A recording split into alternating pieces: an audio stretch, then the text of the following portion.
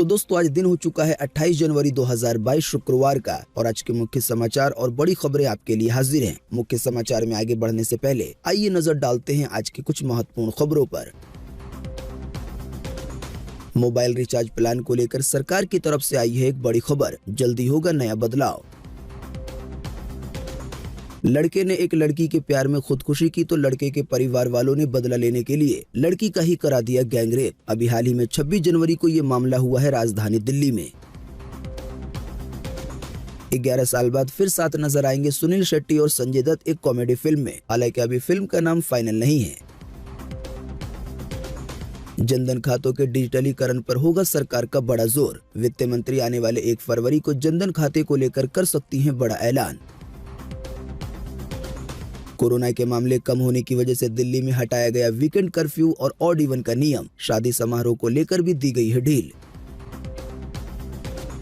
WHO यानी विश्व स्वास्थ्य संगठन के वैज्ञानिकों ने फिर दी बड़ी चेतावनी। कहा जल्द आने वाला है एक और कोरोना का नया वेरिएंट जो ओमिक्रॉन से भी कहीं ज्यादा खतरनाक हो सकता है।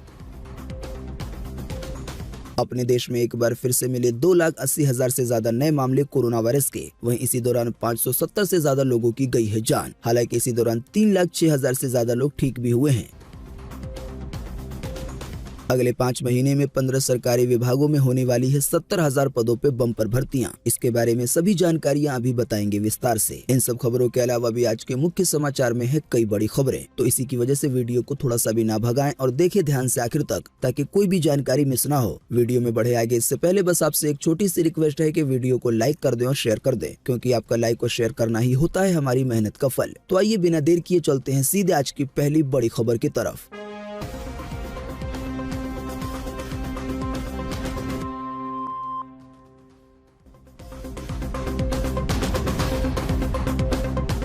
टेलीकॉम अथॉरिटी ऑफ इंडिया ने टेलीकॉम कंपनियों को दिया आदेश। कहा ग्राहकों को 30 दिन की वैलिडिटी वाला प्रीपेड रिचार्ज मुहैया कराएं। जियो, एयरटेल, वोडा, आइडिया सभी पे लागू होगा ये नियम। जी हां, टेलीकॉम ऑपरेटरों को अब प्रीपेड सेवाएं इस्तेमाल करने वाले अपने ग्राहकों को 30 दिन की वैलिडिटी वाले रिचार्ज प्लान मुहैया कराने होंगे। इस मामले में telecom regulatory authority of India यानी कि ट्राई ने बीते गुरुवार को इससे जुड़ा एक आदेश जारी किया है। माना जा रहा है इस फैसले के बाद ग्राहकों की ओर से 1 साल में कराए जाने वाले रिचार्ज की संख्या में कमी आएगी। दरअसल मौजूदा समय में टेलीकॉम ऑपरेटर प्रीपेड ग्राहकों को जो प्लान मुहैया कराते हैं उनकी वैलिडिटी 28 दिन की होती है। इसके चलते महीनेवार रिचार्ज कराने वाले लोगों को हर साल कम से कम 13 रिचार्ज कराने पड़ते हैं। हालांकि ट्राई के नोटिफिकेशन में कहा गया है कि अब हर टेलीकॉम सेवा प्रदाता को, यानी चाहे वो एयरटेल हो, वोडा हो या आइडिया हो, कम से कम 1 plan voucher, 1 special tariff voucher और साथ ही में एक कॉम्बो प्लान भी रखना होगा जिसकी वैलिडिटी 30 दिन होनी चाहिए। इस नोटिफिकेशन के चलते अब मोबाइल फोन में नेटवर्क सेवा मुहैया कराने वाली कंपनियों को ऐसे प्लान देने होंगे जो महीने की उसी तारीख पर रिन्यू कराए जा सकेंगे, यानी कि 30 दिन के बाद। हालांकि साथ साथ 28 दिन वाले प्लान भी चलते रहेंगे।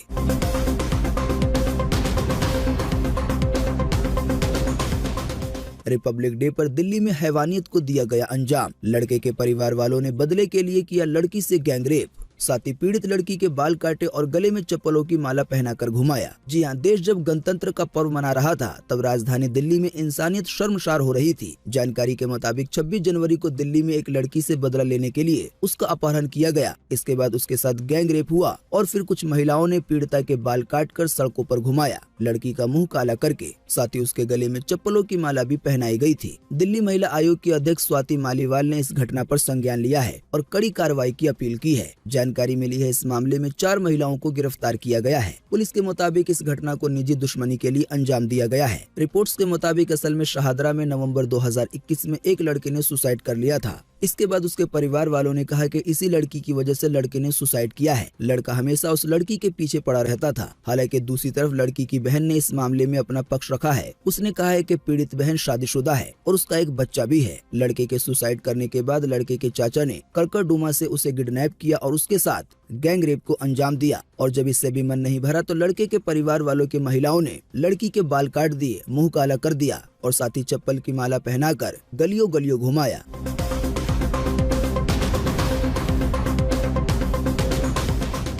11 साल बाद फिर साथ नजर आएंगे संजय दत्त और सुनील शेट्टी। समीर कार्निक की मल्टी स्टारर कॉमेडी फिल्म की है साइन। जी हाँ, बॉलीवुड एक्टर संजय दत्त जल्दी समीर कार्निक की एक कॉमेडी अनटाइटल फिल्म में नजर आने वाले हैं। अनटाइटल का मतलब है कि अभी इस फिल्म का नाम फाइनल नहीं है। जानकारी के मुताबिक इस फिल्म में संजय दत्त के साथ सुनील शेट्टी भी लीड रोल में नजर आएंगे। आपको बता दें, ये जोड़ी आखिरी बार नो प्रॉब्लम फिल्म में नजर आई थी और इस फिल्म को लगभग 11 साल हो चुके हैं। साथ ही जानकारी मिली है कि इस नई फिल्म को यमला पगला दीवाना के डायरेक्टर समीर कार्निक डायरेक्ट करने वाले हैं। संजय दत्त, सुनील शेट्टी के अलावा इस फिल्म में ईशा गुप्ता, जाहिद खान, सौरभ शुक्ला, साथ ही में जावेद जाफरी भी अहम किरदार में नजर आएंगे। वैसे आपको बता दें, संजय दत्त इस फिल्म के प्रोड्यूसर भी हैं।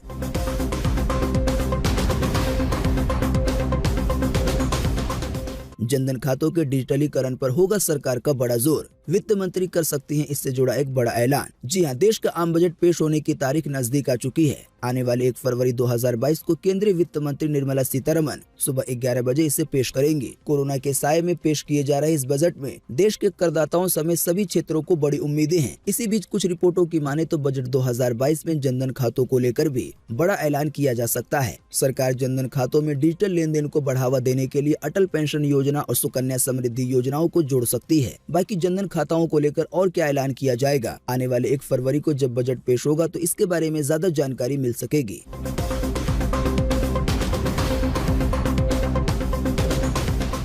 कोरोना के मामले कम होने की वजह से दिल्ली में वीकेंड कर्फ्यू और ऑड इवन का नियम हुआ खत्म। शादी समारोह के लिए भी दी गई है थोड़ी सी ढील। जी हां, दिल्ली में कोरोना नियमों को लेकर हुई डीडीएमए की समीक्षा बैठक में वीकेंड कर्फ्यू, साथ ही बाजारों के लिए जो ऑड इवन का नियम चल रहा था उसे खत्म कर दिया गया है। बैठक में मौजूद सूत्रों के हवाले से ये भी खबर है कि दिल्ली में वीकेंड कर्फ्यू तो खत्म हो गया है, लेकिन नाइट कर्फ्यू जारी रहेगा। वैसे आप नहीं जानते हैं तो आपको बता दें, राजधानी दिल्ली में वीकेंड कर्फ्यू यानी हर शनिवार और रविवार को लॉकडाउन जैसे हालात हो जा रहे थे। इसके अलावा जो बाजार की दुकानें थी उन पे ये नियम था कि एक दिन 1 नंबर की दुकान खुलेगी तो दूसरे दिन 2 नंबर की, यानी ऑड इवन का नियम लागू था। हालांकि अब कोरोना के मामले कम होने की वजह से इन दोनों ही नियमों को हटा दिया गया है। हालांकि जो नाइट कर्फ्यू है वो जारी रहेगा। साथ ही ये भी जानकारी आई है कि अब शादी में 200 लोग शामिल हो सकते हैं। फिलहाल ये संख्या केवल 15 थी। इसके अलावा बार और रेस्टोरेंट 50% क्षमता के साथ खोल सकेंगे। सिनेमा हॉल को भी 50% क्षमता के साथ खोलने की अनुमति दे दी गई है, जो अभी पूरी तरह से बंद है।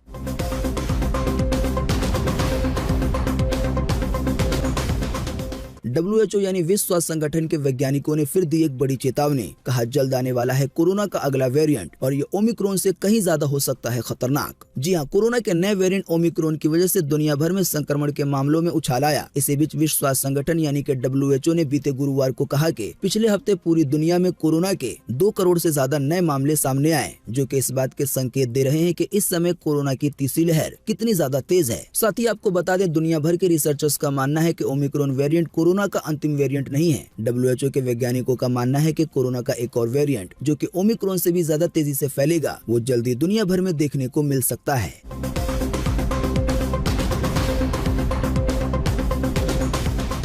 देश में बीते रोज एक बार फिर से मिले 2,80,000 से ज्यादा नए मामले कोरोना वायरस के। वहीं इसी दौरान 570 से ज्यादा लोगों ने फिर गंवाई है अपनी जान। जी हां, बीते रोज लगभग 24 घंटे में एक बार फिर से 2,80,000 से ज्यादा नए मरीज मिले हैं कोरोना वायरस के। इन नए मरीजों के मिलने के बाद अब भारत में कोरोना वायरस के टोटल मरीजों की संख्या 4,03,71,500 हो गई है। साथ ही आपको बता दें कि इन टोटल मरीजों में से अभी तक 4,91,700 लोगों की जान जा चुकी है। जब से भारत में कोरोना की शुरुआत हुई है तब से लेकर अब तक। साथ ही आपको बता दें कि बीते रोज भी लगभग 24 घंटे में 570 से ज्यादा लोगों ने अपनी जान गंवाई है कोरोना की वजह से। हाँ, लेकिन अच्छी बात ये रही कि बीते रोज लगभग 24 घंटे में 3,06,000 से ज्यादा लोग ठीक भी हुए हैं। ठीक होने वाले टोटल लोगों की संख्या अब 3,76,77,328 हो गई है, यानी कि इतने सारे लोग टोटल मरीजों में से ठीक हो चुके हैं। बाकी इसके अलावा जो लोग बचे हैं, जिन लोगों का अभी भी इलाज चल रहा है, तो उनकी संख्या अब हमारे भारत में 22,02,472 हो गई है। यानी भारत में कुल एक्टिव मरीजों की संख्या इतनी है। अब आइए आपको राज्यों के हिसाब से भी कोरोना का ताजा अपडेट बता देते हैं।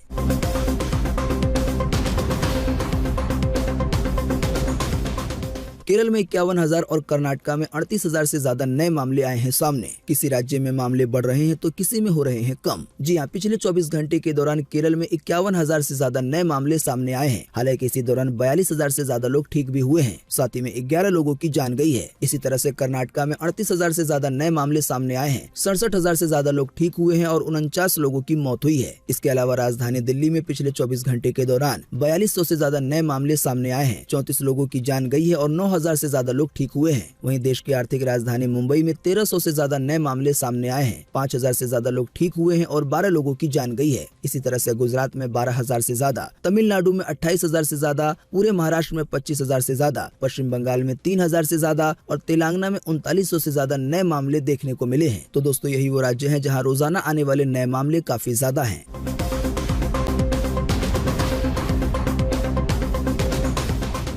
एक्टर श्वेता तिवारी ने ब्रा और भगवान को लेकर दिया विवादित बयान। भोपाल के गृह मंत्री की तरफ से जांच के दिए गए हैं आदेश। जी हां, बिग बॉस सीजन 4 की विनर यानी श्वेता तिवारी के एक बयान पर देश भर में हंगामा मच गया है। श्वेता तिवारी ने भोपाल में मीडिया के सामने कहा था कि उनकी ब्रा का साइज भगवान ले रहे हैं। इस पर मध्य प्रदेश के गृह मंत्री ने ऐतराज जताया है। उन्होंने भोपाल के पुलिस कमिश्नर को 24 घंटे में जांच करके रिपोर्ट देने को कहा है। असल में श्वेता तिवारी फैशन से जुड़ी एक वेब सीरीज की तैयारियों में प्रमोशन को लेकर प्रोडक्शन टीम के साथ 26 जनवरी को भोपाल गई थी। तो उसी समय होटल में श्वेता तिवारी ने मीडिया के सामने ये बयान दिया। हालांकि ये बयान मजाकिया था। भास्कर.com की तरफ से बताया गया है कि जो नई वेब सीरीज आने वाली है उसमें जो श्वेता तिवारी के को स्टार है वो एक ब्रा फिटर है। हालांकि इससे पहले एक्टर सौरभ राज जैन ने महाभारत में श्री कृष्ण का किरदार निभाया है। तो दरअसल श्वेता तिवारी ने अपने को स्टार को भगवान समझते हुए ये बात कही थी। अब हंगामा इसलिए मच गया है कि बात तो भगवान ही पर बोली गई है ना। अब देखना यह है आने वाले दिनों में इस मामले को लेकर क्या बातें सामने आती हैं।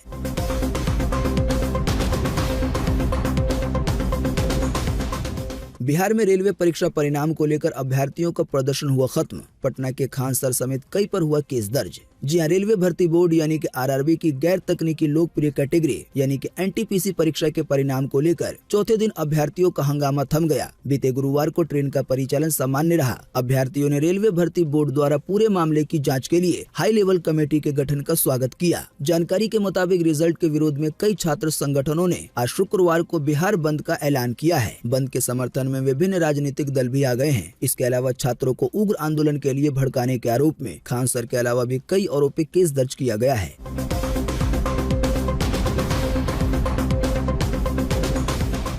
भारतीय नौसेना में 50 एसएससी ऑफिसर के पदों पे निकली है भर्ती। आने वाली 10 फरवरी तक कर सकते हैं अप्लाई। जी हां, भारतीय नौसेना के अंतर्गत विशेष नौसेना अभिविन्यास यानी कि स्पेशल नेवल ओरिएंटेशन कोर्स के लिए 50 एसएससी यानी कि शॉर्ट सर्विस कमीशन अधिकारी के पदों पे भर्ती निकली है। जो भी उम्मीदवार है वो ऑफिशियल वेबसाइट joinindiannavy.go.in पे विजिट कर सकते हैं और आवेदन कर सकते हैं। साथ ही वैकेंसी से जुड़ी ज्यादा जानकारी वहीं पे मिल जाएगी। आवेदन करने की शुरुआत 27 जनवरी से हो चुकी है और आवेदन करने की अंतिम तारीख 10 फरवरी 2022 है। साथ ही आपको बता दें, इंडियन नेवी के अलावा भी कई विभागों में आने वाले कुछ महीनों में भर्तियां होने वाली हैं। पूरे देश में लगभग 70,000 पदों पे भर्तियां होंगी। इन वैकेंसी से जुड़ी ज्यादा जानकारी देखें अगली खबर में।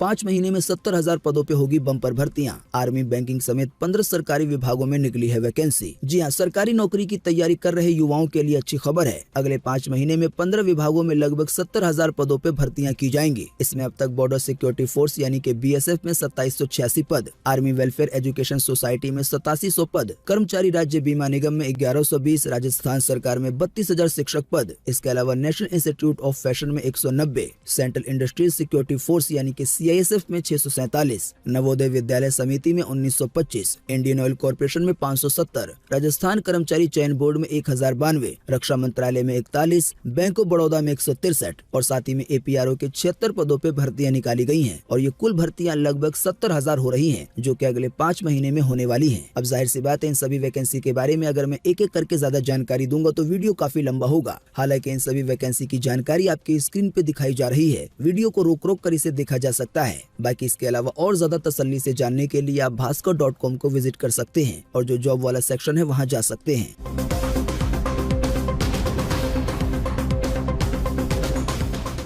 बंगाली रीति रिवाजों के साथ मौनी राय ने की शादी के फोटो सोशल मीडिया पे हो रहे हैं वायरल। जी हां, टीवी इंडस्ट्री के बाद बॉलीवुड में कदम रखने वाली अभिनेत्री मौनी राय और उनके बॉयफ्रेंड सूरज नाम्बियार शादी के बंधन में बंध गए हैं। मौनी राय बंगाली है और सूरज नाम्बियार साउथ इंडियन फैमिली से है। ऐसे में दोनों की शादी मलयाली और बंगाली रीति रिवाज से हुई। मौनी राय ने अपनी मलयाली रीति रिवाज की शादी की तस्वीरें सोशल मीडिया पे शेयर की थी और अब अभिनेत्री की बंगाली शादी की तस्वीरें भी सामने आ गई हैं।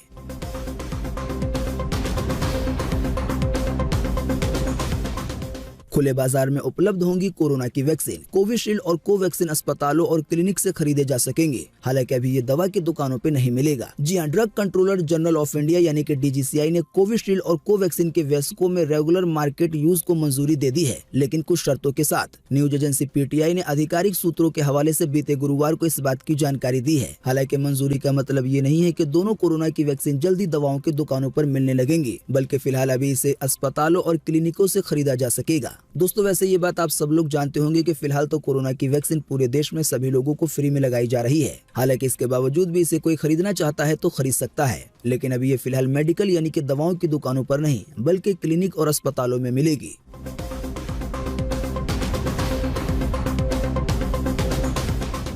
आज 28 जनवरी को पूरे देश में ये रहेगा मौसम का हाल। मौसम विभाग ने जारी किया है मौसम का पूर्वानुमान। जी हाँ, मौसम विभाग के अनुसार अगले 24 घंटे के दौरान यानी कि आज 28 जनवरी को पूर्व उत्तर भारत में हल्की से मध्यम बारिश की संभावना है। इसके साथ ही अरुणाचल प्रदेश के ऊपरी इलाकों में छिटपुट हिमपात यानी कि बर्फबारी हो सकती है। इसके अलावा अंडमान निकोबार द्वीप समूह में भी हल्की से मध्यम बारिश की संभावना जताई गई है। इसके अलावा तटीय आंध्र प्रदेश में, तमिलनाडु के कुछ हिस्सों में, केरल में और दक्षिणी आंतरिक कर्नाटका में और लक्षद्वीप के भी अलग अलग हिस्सों में आज के लिए हल्की बारिश की संभावना जताई गई है। तो अभी हमने आपको जिन भी शहरों या जिन भी राज्यों के नाम बताए हैं बारिश को लेकर, इसको छोड़कर पूरे देश में मौसम सूखा बना रह सकता है। मौसम की ये जानकारी थी स्काईमेट वेदर की तरफ से।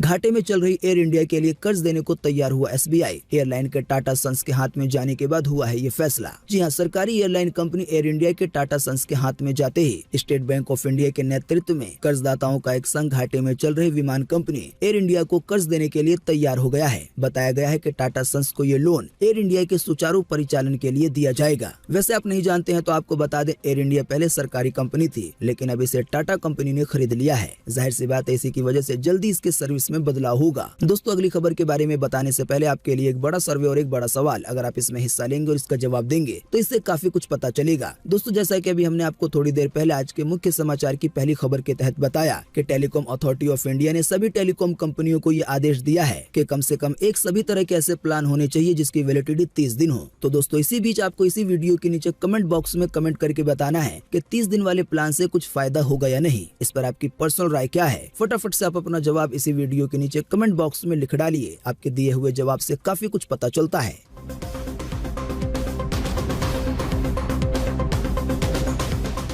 चूना, कथा, सुपारी वाला पान खाना पड़ सकता है महंगा। हालांकि पान में केवल गुलकंद, सौंफ वगैरह डालकर खाएं तो सेहत के लिए होगा फायदेमंद। जी हाँ, अगर आप भी पान खाने के शौकीन हैं तो ये खबर आपको खुश कर सकती है। पान एक बेहतरीन और हेल्दी मुखवास है, लेकिन आपको इसे खाने का सही तरीका मालूम होना चाहिए। पान को खाने के लिए हेल्दी कैसे बनाएं, इस बारे में बता रही है डाइटिशियन और न्यूट्रिशियन शिल्पा मित्तल। शिल्पा मित्तल के मुताबिक पान के पत्तों पे गुलकंद, मुखवास, इलायची, केसर, भुना हुआ नारियल, ये सारी चीजें डाल के खाई जाती हैं। वैसे देखा जाए तो अधिकतर लोग पान चबाने को गलत आदत मानते हैं, लेकिन सच्चाई ये है कि पान स्वास्थ्य लाभों से भरपूर है। पान के शौकीनों को ये जानकर खुशी होगी कि पान चबाने से एसिडिटी के साथ कई सारी परेशानियां दूर होती हैं जो आपकी सेहत से जुड़ी हुई हैं। हालांकि अगर पान में चूना, कथा या सुपारी डाली जाती है तो फिर ये सेहत के लिए खतरनाक हो सकता है। अगर आप पान से इन तीनों चीजों को निकाल दें, यानी सुपारी, चूना और कथा, तो फिर पान फायदेमंद हो जाएगा।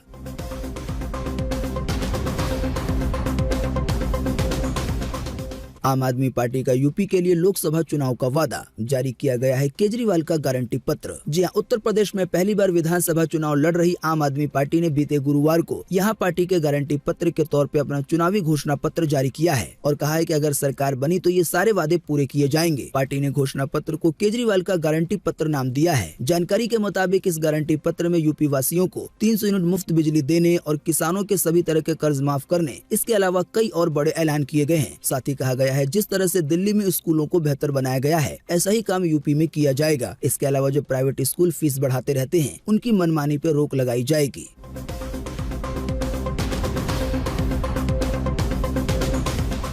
बीते रोज सोना हुआ 563 रुपए सस्ता। आइए बताएं सोने चांदी के ताजा भाव। जी हां, बीते गुरुवार को सोने के दाम में 563 रुपए की गिरावट दर्ज की गई है। इस गिरावट के बाद अभी 10 ग्राम सोने की कीमत राजधानी दिल्ली में 48,215 रुपए है। अगर बात करेंगे चांदी की, तो चांदी के दामों में 1,186 रुपए की गिरावट आई है। इस गिरावट के बाद अब आपको 1 किलो चांदी 62,792 रुपए की मिलेगी। तो दोस्तों, आज 28 जनवरी 2022 की यही मुख्य समाचार और बड़ी खबरें थी। उम्मीद करते हैं इससे आपको काफी कुछ जानकारी मिली होगी। हम बस इसके बदले में आपसे इतना ही चाहते हैं कि आप इस वीडियो को लाइक कर दें और शेयर कर दें, क्योंकि आपका लाइक और शेयर करना ही होता है हमारी मेहनत का फल। वीडियो देखने के लिए आपका बहुत बहुत धन्यवाद। Thanks for watching.